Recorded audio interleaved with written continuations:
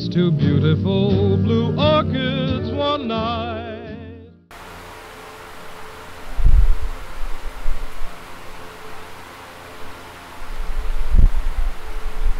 Hey, this is Art Chadwick from Chadwick Orchids. Today we're going to be talking about Phalaenopis. Now, this is a greenhouse designed just for Phalaenopis. Now let me let you in on a little secret. The moth orchid is the easiest orchid of all to grow. It's so easy, a monkey could do it. Okay, on to the orchid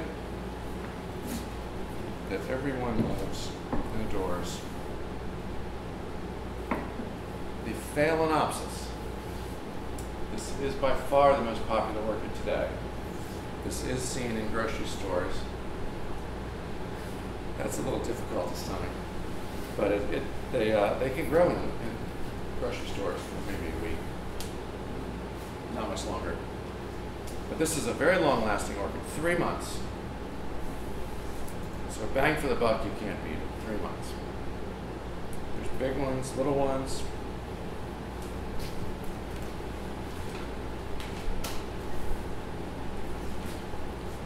Teeny tiny ones, full grown. They're bred either to be big, medium, or small. They all last 3 months. Generally, the blooming season for Phalaenopis is January, February, March, April, May, somewhere in there. They're late winter, early spring. And yet, here we are in July, and we have these in bloom. So for the advanced students, does anybody know how these could be in bloom in the summer when their season is winter, spring? Keep them in the dark longer, change the temperature or something, just fake them out basically? Yes, we have faked them out. These were forced to bloom out of season. But they'll go back to the regular season. They will. I found that after they I had will. 5 of them that they're probably not going to bloom at the same time now. Yes. Yes, that's actually the punchline of my story. Phalaenopis. Phalaenopis bloom late winter, early spring, just like clockwork. And yet they're available year-round for sale because people want them at all times. They don't care when the season is. They have a July wedding. Where's my white Phalaenopis? So, growers have developed a way to force Phalaenopis out of season. And that involves chilling them in the summertime and shading them and making them think it's winter. And they can do it. So you'll find them year-round in grocery stores. And in here too. Because people want them all the time. It's an addiction.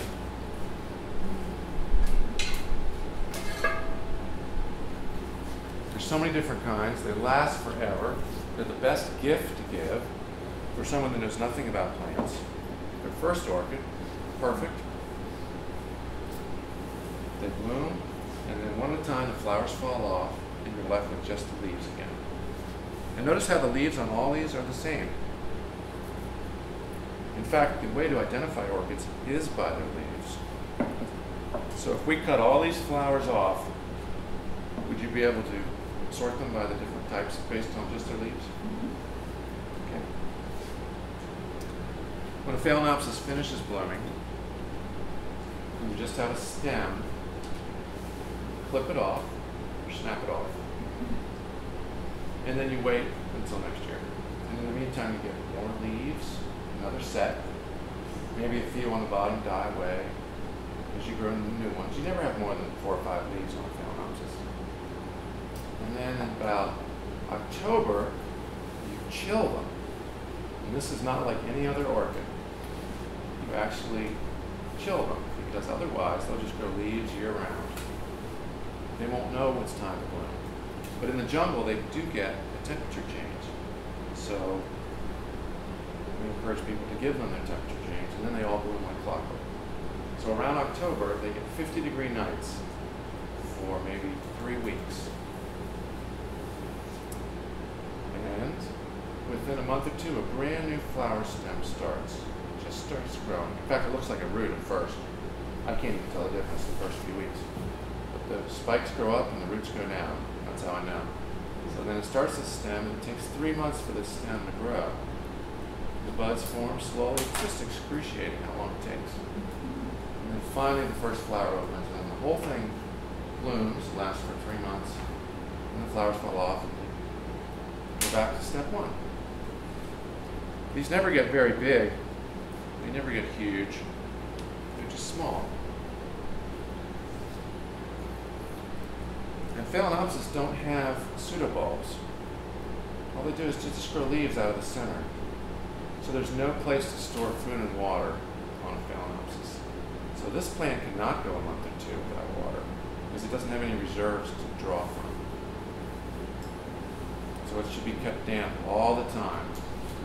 And the way to keep it damp all the time is to put it in a media that holds water a little bit, like sphagnum moss or peat moss. Not bark chips. Bark chips are better suited for these other orchids that grow on the sides of trees. Moss is better for Phalaenopsis. You can put your finger in it and tell if it's damp or whether it needs to be watered. You just touch it. Easy. So the amazing thing about the Phalaenopsis when they are blooming out of season is they all return back to their original.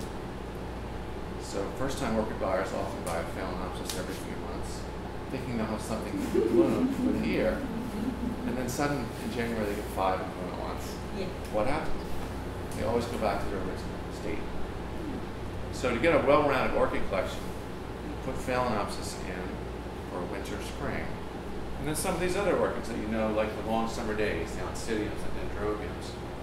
Lady slippers often bloom in the fall, cattleyas will bloom at whatever time you buy them, every July for these. So to have a well-rounded orchid collection, you try to pick the ones that bloom, so you have something to bloom at all times. Phalaenopsis is very heavily laden with flowers sometimes, so it's helpful to be staked up, otherwise it just hangs down. If you're lucky, you'll get branches. Branches grow on the sides of your main stem. That's always nice. That's added flower power. Maybe a bigger stake is necessary or what have you. Fancy clip, you're good to go. Maybe you'll get 2 flower stems like this. That's great. This is more of a compact, small one. Sometimes the yellow ones and the red ones are a little fragrant, which is nice. Flip it up. You're all set. Keep it damp all the time, low light. There's no reason why anybody can't grow a Phalaenopsis. Now there is a quick way to kill Phalaenopsis, which is also not like any of the other orchids. This will challenge the most advanced attendee in this class. If the water ever sits in the crown of the Phalaenopsis or any of these side axils, the leaves can just fall off overnight. It's a little infection in there, a fungus, and it just takes out the whole plant. I mean, you have leaves on the floor in the morning. A 20-year-old plant dies overnight. So we recommend people watering on the sides, or if they do get water in the center, dab it out with a Kleenex, or keep the fans moving in your house so it evaporates. We always water in the morning, so it has all day to evaporate before night. We just don't want the leaves to go to bed wet. So since these orchids are from the rainforest, and yet rain can kill them, how does that happen?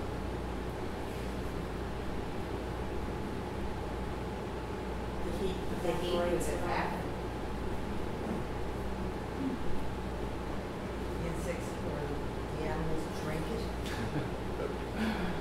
Well, they grow on their sides, Yeah, okay. so the water can never pool in the axils. It just runs right off. Amazing. But we put them straight up, so they're prone to that instant death situation. But once you know about it, then you can safeguard it. I mean, we still lose some at the greenhouse because we water with sprinklers, everything's soaking wet. But we do it in the morning, the fans are going, We do everything possible. That even happens to the pros. Phalaenopis, the moth orchid. It's called the moth orchid because the flowers look like moths. Seasonal, best orchid out there.